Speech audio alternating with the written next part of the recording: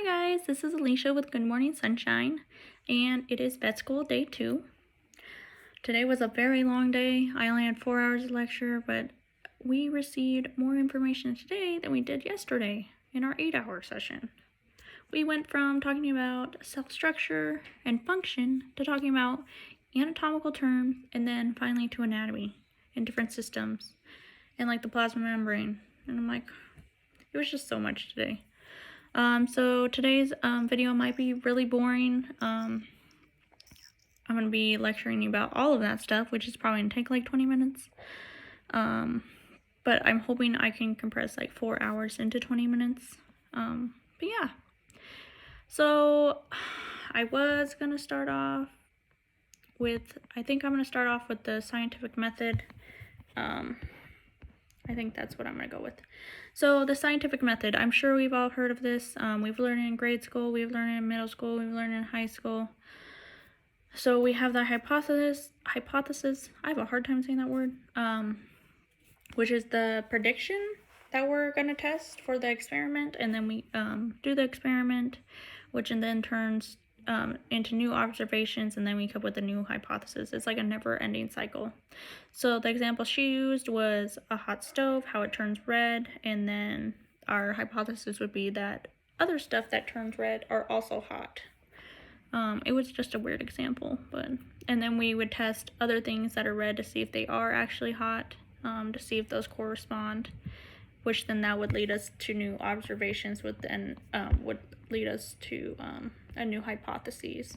But yeah, so then from easy things that we did learn, we went into chemical bonds, which we also did learn, but it went from something really easy to something very hard. So anyways, chemical bonds are electrons shared between adjacent atoms. And then we went into the major classes of biomolecules after that. So you remember 4 classes. We have proteins, we have lipids, we have carbohydrates, and nucleic acids. So first we talked about proteins, so we talked about each group individually. So proteins, what is their monomer? I don't know. Well, anyways, it's alpha amino acids. And what's their polymer? It's proteins, polypeptides. It's amino acid residues linked end-to-end by amide bonds, which are peptide bonds. In their primary structure, which is their linear sequence, they are determined by coded mRNA molecules. In their higher order structure, they are determined by the folding of these polypeptide chains. Proteins are subject to more chemical modification on the amino acid side chains after polymerization. They function as structural or mechanical elements. This would include collagen and muscle filaments. They function as catalysts, which are enzymes. They function as chemical messengers and sensors, which are hormones and receptors. And of course, they function as a fuel, a source of chemical energy. And then we got into generic amino acids, which contain a central carbon with the side chain, or not with the side chain, but it can contain a central carbon which is bonded to a carboxyl group, an amino group, or a side chain. That's what I meant, which is an R group. There are different classifications of side chains. You have the acidic, you have basic, you have polar, you have non-polar, and aromatic. So aromatic, you have the aromatic ring.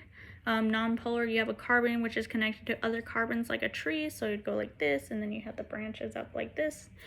And then you have polar, which a carbon is connected to an OH group, and then you have basic, which are multiple carbons that contain a nitrogen, and then you have acidic, which are double bonded oxygens with an OH group. I don't really remember those, so I have to rememorize those. And then amino acids can be linked by their groups, so you can have a carboxyl group combined with an amino group, which would therefore form a peptide bond. Properties of proteins are determined by their sequence, their folding, and their chemical properties of the amino acid side chains. So protein structure, I'm sure if you guys remember structure, there was the primary structure, which is the linear structure. Then you have the secondary structure, which are the interactions between those side chains at a single continuous linear sequence, and then you have the tertiary structure, which is the interactions between the helices from non-continuous sections of a single sequence, and then you have quaternary, which are interactions among multiple separated folded chains. And then we got into nucleic acids, their monomer being nucleotides, which is a nucleoside coupled to a phosphate. The nucleotide functions as a chemical messenger, as energy storage and retrieval. And then its polymer is phosphodiester linked chains of nucleotides. Nucleic acid polymers formed by linking a phosphate group of one nucleotide to the ribose of another one, which this in turn is a phosphodiester bond. And their functions are chemical energy, informational storage, informational retrieval, structural, catalytic, regulatory. And then we have nucleosides, not tides, which are nitrogenous bases coupled to the sugar in RNA, or deoxyribose in DNA.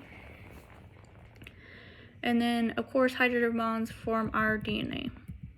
And then we went into lipids. They have relatively low water solubility. They include fatty acids, phospholipids, sterols, and gangliosides. Their functions are having solubility barrier, chemical messenger, and fuel. We have to know what lipids look like. They have a lot of carbons. They have a polar head and a nonpolar tail, basically. We have to remember that. So then we got into carbohydrates. Their monomer is monosaccharides, which are sugars. Their polymer is polysaccharides and disaccharides. Their functions is fuel, energy storage, structure, cellular recognition, communication, and glucose is also very water soluble. And where do all these molecules come from? Like, where do proteins come from? Nucleic acid, lipids, and carbs. Well, they come from our diet, or they come from symbiotic organisms, or from biosynthesis or metabolism. And then from that, we went all the way to the cell. What is a cell? It is the basic biological unit. Yep, it is enclosed by a lipid bilayer, which we'll get into the plasma membrane later. It contains subcellular structures that form functions, basically.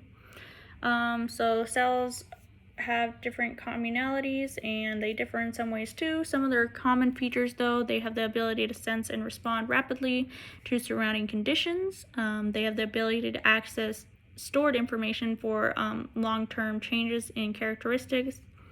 They have the need to generate and utilize forms of chemical energy, and they have the ability to interact appropriately with their surroundings. They differ in size, of course, shape, polarity, tissue adherence, responsiveness to stimuli, and lifespan. So then we talked about the life of a cell and death of a cell. We talked about stem cells, which have the ability to self-renew, unchange, and to differentiate into different cell types. And then differentiation is occupied by loss of ability to proliferate or loss of potential to differentiate toward a different lineage. So cell death comes from when a cell it reaches its full potential and then it dies.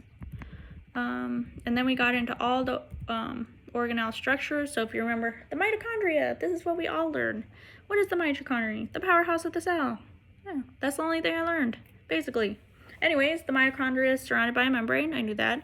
It contains enzyme systems for generation for ATP, which is energy, and it contains its own DNA. And then we got into the nucleus, which we should also know, which is for storage and retrieval. It contains chromatin, which is genomic DNA, and all apparatuses needed for DNA replication and transcription. It is also surrounded by a membrane and has a nuclear envelope. Which the nuclear envelope, sorry, Lily's crying over there, I don't know why. The nuclear envelope is the outermost membrane. It is contained with the rough ER, which contains ribosomes. That's why it's known as the rough ER. So then we got into ribosomes, which is the site of protein synthesis. Ribosomes are composed of RNA and protein molecules. It is part of the rough ER, like I said. It is a site for translation of information encoded on mRNA into polypeptide sequence of proteins. It can also exist in the cytoplasm. These are known as polyribosomes. And then we got into the Golgi apparatus, which is enclosed also by a membrane, has a lipid-enclosed structures. It treats the structure of proteins. That is what it does. Also, it is involved in the movement of vesicles. It receives vesicles from the ER containing newly synthesized proteins bound for export or insertion into plasma membrane. And then we got into lysosomes, which are vesicles from the Golgi. Come here. Stop crying. Sorry, guys. I don't know why she's crying right now. Okay. So the lysosomes fuse with vesicles formed by phagocytosis and endocytosis. They move material from the surface to inside the internal compartment. It plays a role in the defense against invading organisms and the disposal of organelles. And then lastly, we got into the plasma membrane, which has a solubility permeability barrier, which we should all know that. It has the polar head and the non-polar body. But it deals with concentration gradients as well. So then that's when we get into simple diffusion, which is when things pass just simply through the plasma membrane. But then, of course, we have facilitated diffusion, where things need to be aided by a transporter protein in order to cross over, and that deals with the concentration gradient. It is concentration gradient dependent. And then we have active transport. If you guys remember the sodium potassium pump, that's what it means by active transport. And then we have secondary active transport, which also relies on this pump, but it takes advantage of also the concentration gradient at the same time. So we learned what antiporter means. That means in opposite directions, and then symporter is in the same direction. So then from cells, we move to, let's see. I think we move to anatomy. More anatomy. Yay. So then we got to into our cats and goats lab. When we're dissecting, I guess people get mad if they get a cat or goat, because goats are said to be boring and cats are told to be too small. However, cats, with their elongated bodies, they make the structures easier to see in lab, and then goats have are really nice and clean and are easy to dissect. That's what the professor said anyways. We learned the difference between afferent and efferent. Afferent leads towards a reference, and efferent is leading away from a reference structure. So we have to remember E is exit. And then we talked about sinuses. Sinus means space. It may be a space in any of the several tissue, can be in bone, could be in blood vessels, can be in some soft tissue organisms. And then we got into potential space. So we talked about this for at least 30 minutes, I feel like.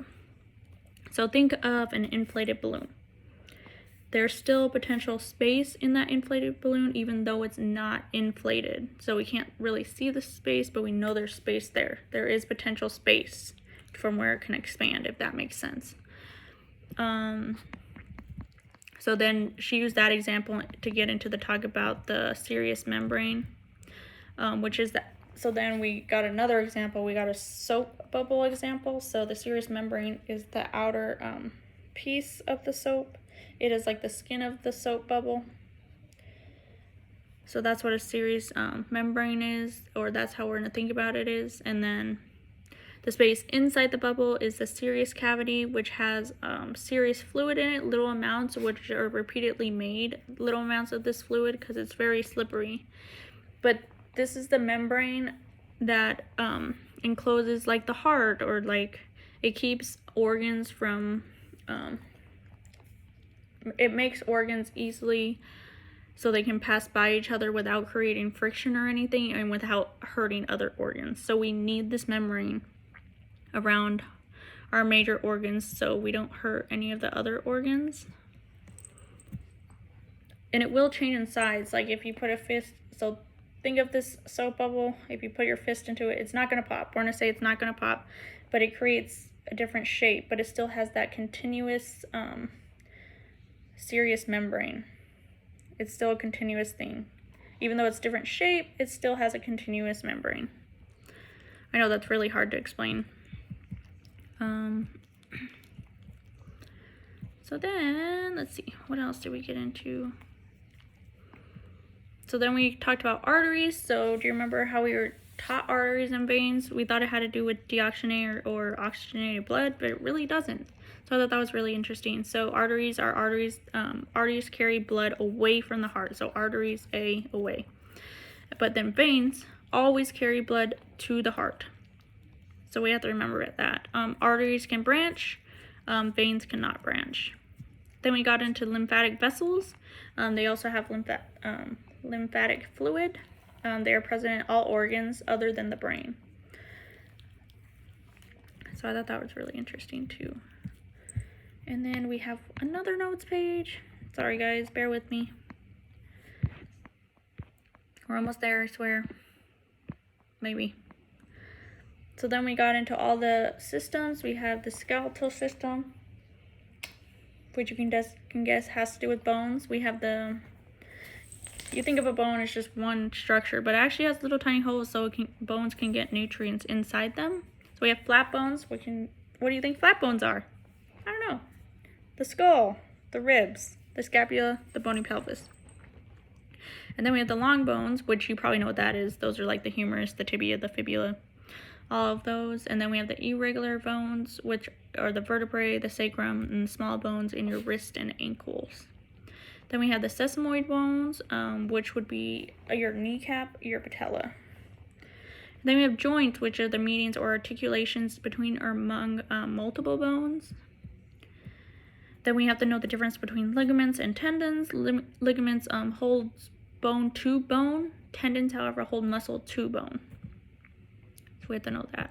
There's two major portions of the skeleton. You have the axial portion, which comprises of the skull, the vertebrae column, the ribs, and the sternum. But then you have the appendicular, which are the bones of the limbs, the thoracic, and pelvic. So basically top and bottom kind of thing if you want to look at it, top, bottom legs, and top. And then we got into muscles. So there's three types of muscles. Then we have the smooth muscles, which are the walls of hollow organs. They're not under voluntary control. And then we have the cardiac muscle, which are the muscles by the heart, and they are not under voluntary control. But then we have the skeletal muscle, which, what do you think that is? It's muscles that are attached to the bones, and they are under voluntary control. These skeletal muscle can only shorten and thus can only pull. It attaches to bone it is attached to bone by tendons. And then we have